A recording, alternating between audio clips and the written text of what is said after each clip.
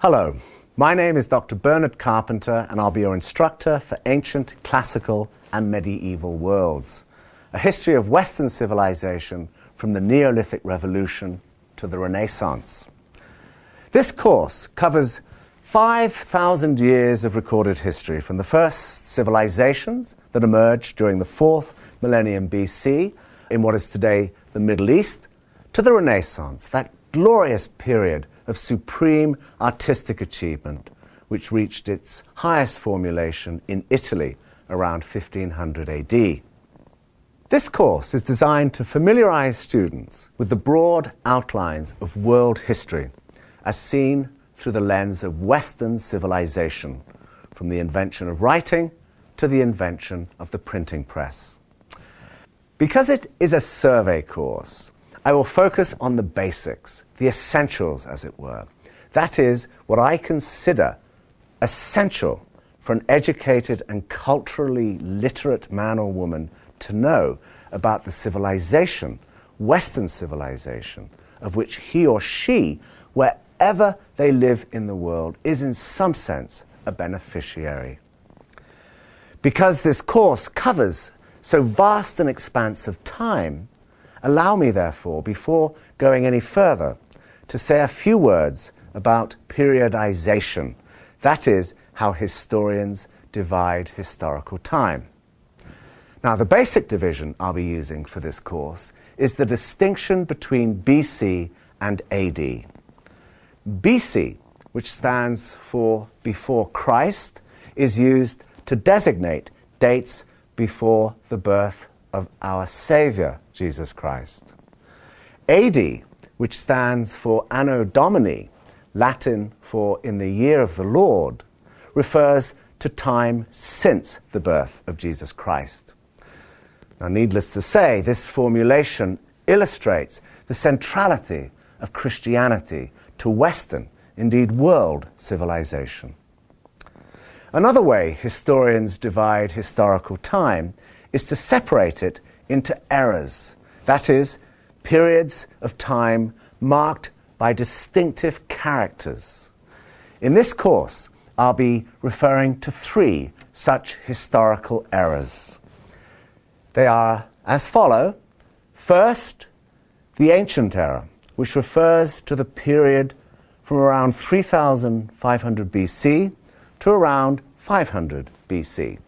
After that came the Classical Era, encompassing the civilizations of Greece and Rome, and lasting from around 500 BC to approximately 500 AD, to be followed by the Medieval Era, otherwise known as the European Middle Ages, a period that lasted from about 500 AD to around 1500 AD, and which was brought to an end by the Renaissance and the Protestant Reformation. Historians refer to the period from about 1500 to the present as the modern era of human history, a period which will not concern us much in this class. My principal goal in teaching this course is to provide my students with a firm foundation of core knowledge in ancient, classical, and medieval history. It is my intention to assist each and every one of you to raise your level of cultural and historical literacy, and to use that literacy once acquired to think and to write critically about the past and the present. I would like to think that by the end of this course, you will be better placed to base your historical understanding on a secure base of factual information. Now, one of the most rewarding challenges associated with this course will be to learn and apply the many terms that are necessary in order to broaden your historical and cultural understanding. Some of these terms will be familiar to you already. Others will be less familiar or not familiar at all. Don't be alarmed, however, ladies and gentlemen, if I use words that you have not heard before, or have heard but do not know their meaning. I will do my best to define words in the context in which I use them. But if I don't, you can always consult a good dictionary. Long words, or words that sound strange, cease to be intimidating once we know what they mean. Indeed, one of my goals in teaching this course is to instill in those I teach my own love of words and language, and to do all I can to assist and inspire you to increase the size of your vocabularies. The German word for vocabulary is Wortschatz, which translates literally into English as a treasury of words. I hope you will come to regard your increasing understanding of words and language as a kind of treasure to be used to broaden your understanding of the past and of the world in which you live.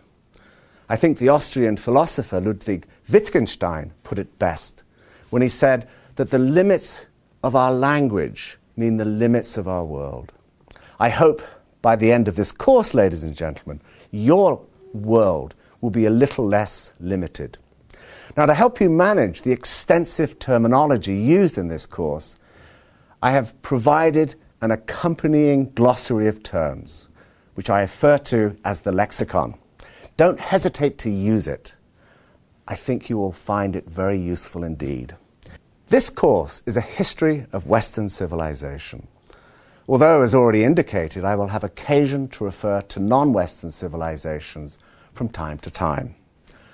Western civilization refers to the civilization that emerged in what is called the West. Basically, Europe and those nations, like the United States and Canada, which were settled and formed primarily by Europeans. However, despite its European associations, Western civilization was influenced by cultures beyond Europe, especially as we shall see during its early formative period. Nevertheless, for our purposes in this class, Western civilization is primarily the product of two forces. One, the classical civilizations of Greece and Rome, and two, Christianity. Of the two, I consider Christianity to be the most important. Indeed, I am of the opinion that Western civilization is inseparable from the Christian worldview, and that British Prime Minister Winston Churchill and US President Roosevelt were fully justified in referring to Western civilization as Christian civilization when they met during the dark days of World War II. So, what do we mean by the term civilization? Generally speaking, a civilization is an advanced society in which a high level of culture, technology, government, and social organization has been reached. It does not mean, however, a society that is necessarily more moral or ethical, more refined, kinder, or humane than a society that is not considered civilized. Roman civilization is much admired, and rightfully so, and yet it forced enslaved men, known as gladiators, to fight to the death in the Colosseum. Indeed, slavery existed throughout the ancient world and was not seriously questioned until the advent of Christianity. Although civilizations are necessarily complex and differ among themselves, civilizations depend on four essential ingredients. One, their agriculture must be sufficiently advanced and intensive that they are able to produce surpluses of food. Two, there must be a division of labor and specialization, that is, people supported by the community to perform professional specialities. Three, there must be towns and cities. And four, perhaps most important of all, there must be writing.